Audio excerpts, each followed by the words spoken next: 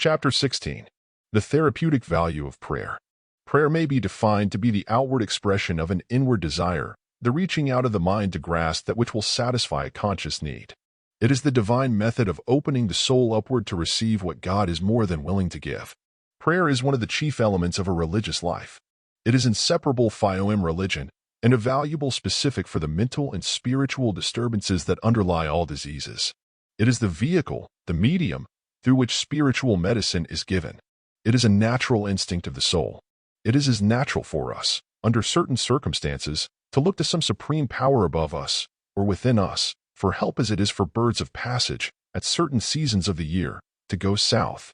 And God never impressed an instinctive tendency upon any living thing, from the least to the greatest, without furnishing the means for its satisfactory gratification. If, in distress of body or unhappiness of mind, we are drawn by a spiritual instinct to God in prayer, it is because it is a part of the divine plan that we should thus find relief. I am aware that it is unusual to class the exercise of prayer among hygienic agencies, and medical science has not given it a place among their therapeutic devices. But this is owing to the comprehensive and superficial philosophy of life and health that prevails among medical men. Prayer is a conscious recognition of our dependent condition and subjection to powers unseen, but superior to our own. There are certain flowers that, from a vital impulse implanted in them, constantly turn towards the sun to receive his vivifying light and heat.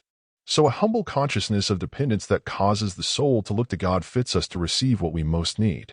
Thus, there is at the same time a moral and hygienic efficacy in prayer. The influence of a calm trust and faith expressing itself in prayer, uttered or unexpressed, over the functions of organic life, cannot be overestimated. It is a spiritual and potential influence and force brought to bear upon the hidden spring of disease. It is one of the most potent prophylactic agencies against the inception and cause of all morbid conditions. The proposal of Professor Tyndall, some years ago, to subject the efficacy of prayer for the sick to what he considered a scientific test, somewhat shocked the religious world, and yet seems in itself a reasonable one. To divide a hospital into two departments, one of which is to be subjected to the prayer cure, and the other to the ordinary system of medication, is a test of the therapeutic value of the two methods of cure that no real Christian or believer in the sanative efficacy of spiritual forces need fear to accept.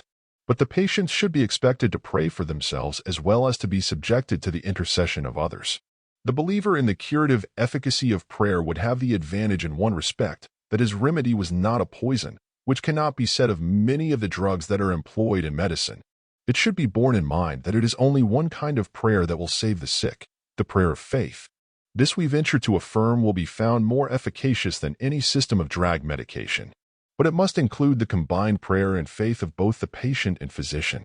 It is as much an established principle in the science of medicine that faith will make us whole as it is that quinine is a specific for intermittent fever or iodine for scrofulous swellings.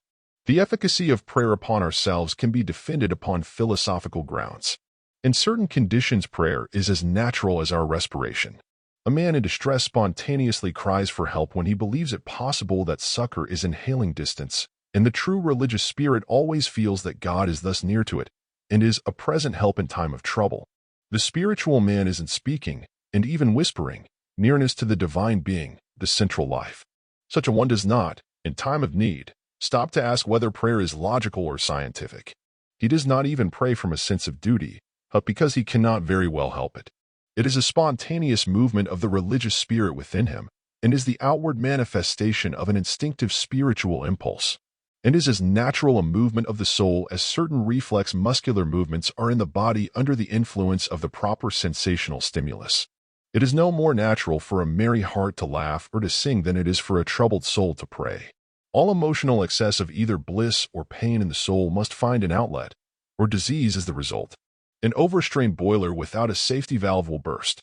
Prayer is the valve that opens of itself when the painful ebullition of our feelings reaches a certain degree of pressure, and thus life and health are preserved.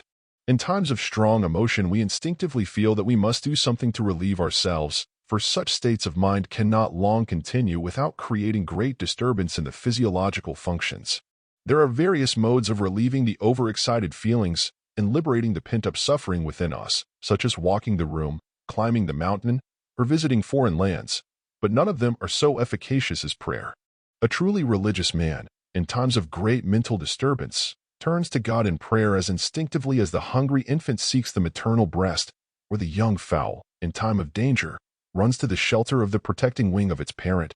Thus, Poe finds rest and health and peace. It is manifestly impossible to construct a theory of prayer that would perfectly satisfy the so-called man of science. And what goes under the name of science, much of which is a mere surface knowledge, does not meet the deeper needs of the religious nature of mankind. The one is as the body, the other as the soul of things. Much that is pompously called science is to the spiritual nature of man like the husks on which the prodigal son fed, but came near dying of hunger. The theory of prayer that satisfies the profoundest thinkers of the religious world is that which views it as a spiritual instinct and a necessity of man's inner nature. The instinct of prayer is the most manifest of all the religious instincts, and is more nearly self-directive than any other of them, and it is so strong that, at times, it breaks through every philosophical theory of necessity or pantheism, or atheism itself. All our instincts are given us by the Creator for our preservation, our guidance, and our good. Hence, the instinct of prayer, when we follow its promptings, must lead to blessedness. This is the philosophical view of it. Instinct is designed of God to be a pillar of cloud by day and a pillar of fire by night to go before us, to conduct our march to the realization of our supreme good. As S. Baring Gould has said, we have absolutely no instance in the whole world of animated nature of an instinctive penchant without a corresponding object to which it tends, and which can satisfy that penchant. Thus, the spiritual instinct of prayer leads to an intercommunion of the soul with God, and finds its satisfaction in union with the only life, and the reception of good from that supreme source, who would live tranquilly, wisely, and healthfully will find somewhere in his own soul the guiding light of his course. To follow anything outside of this, only so far as it meets a response within, is to be led blindly by an ignis fatuus, a specious, but bewildering and fallible, guide. It is grasping at a shadow and missing the substance. The true spirit of prayer cannot be shut up within the limits of any stereotyped formulas, but will find vent in a liturgy of its own creation. By a creative force inherent in its own essence, it will find an ultimate expression in forms that it calls into existence at the time. We are speaking of prayer in its reality, and not the semblance of it so common in the outward worship of the religious world. It is only real prayer, the crying out of the soul unto the living God, that can have any therapeutic value to either mind or body. In ill prayer, as Mrs. Browning says, God uses as a foolishness, to which lie gives no answer. The mere reading or saying a prayer over a sick man or a sinner will not restore the one to health or convert the other any more than the repetition of the burial service at the grave will raise the dead to life. It must be the spontaneous and almost irrepressible outpouring of the thoughts and feelings of the soul into the listening ear of a present God. It is only a certain degree of mental pressure or intensity of feeling that can generate the real spirit of prayer and give efficacy to it. All else is a worthless formalism. The longer a man practices medicine, the less confidence he has in material and external remedies. Their value is a perpetually diminishing and vanishing quantity until he ceases to take them himself or administer them to his own family and to others only from the force of habit and in the smallest doses.